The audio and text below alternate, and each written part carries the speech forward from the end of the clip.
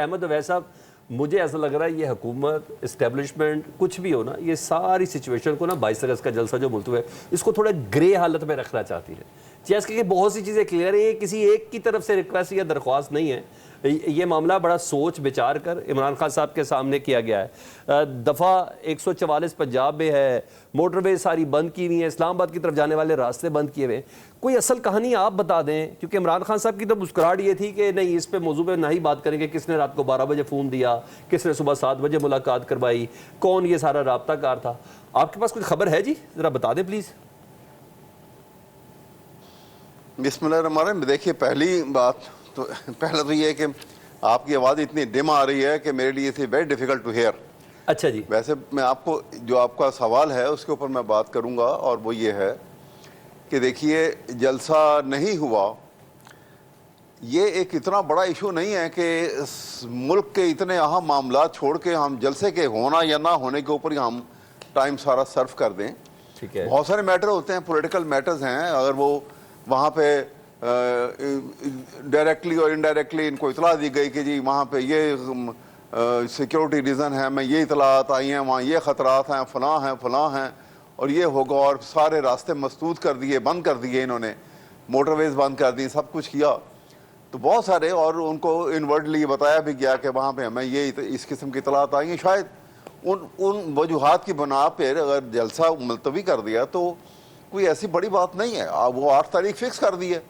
نہیں احمد اویس صاحب، نہیں بڑی بات ہے نا، مجھے آپ بتائیں ہم نے نون لیگ میں سے کس کی سربراہ کی بات پاکستان تحریک انصاف کے دل کو چھوتی ہے؟ رانا ثناء اللہ صاحب کہ وہ کہتے ہیں لگتا ہے ان کے رابطے بحال ہو گئے، عقیل ملک صاحب وہ بھی مشیر ہیں قانون و انصاف، وہ کہتے ہیں کہ ہم نے درخواست کی، آج خواجہ آصف صاحب یہ کہتے ہیں کہ پاکستان تحریک انصاف نے درخواست کی جلسہ ملتوی کرنے کے حوالے سے، کیونکہ یہ عام ایکٹیویٹی نہیں ہے نا، پورے ملک میں ایک ہائپ تھی 22 اگست کے حوالے سے۔ دیکھیے میں کوئی درخواست نہیں کی، تحریک انصاف کی طرف سے قطعاً کوئی درخواست نہیں آئی ملتوی کرنے کے لیے، بالکل کسی قسم کی کوئی درخواست نہیں آئی ہے، اور اگر وہ کہہ رہے ہیں یہ خواجہ آصف صاحب کہہ رہے ہیں کہ جی یہ رانا ثناء اللہ کہہ رہے ہیں کہ جی ان کے روابط جو ہیں بحال ہو گئے ہیں یا آپس میں کوئی روابط بن گئے ہیں، تو کیونکہ وہ فیڈرل منسٹری کے اندر، کیبنٹ کے اندر ہیں، موجود ہیں وہ ایز ایڈوائزر، تو ان کی اطلاع جو ہے وہ زیادہ جو ہے ہو سکتی ہے کہ وہ سچائی کے زیادہ نزدیک ہو، یہ ان کو معلوم ہوگا، مجھے تو معلوم نہیں ہے، اس لیے اگر ایسی بات بھی ہے تو کوئی ایسی اچنبھا کی بات نہیں ہے، جو رابطے جو ہیں وہ ٹوٹتے بھی رہتے ہیں، بنتے بھی رہتے ہیں،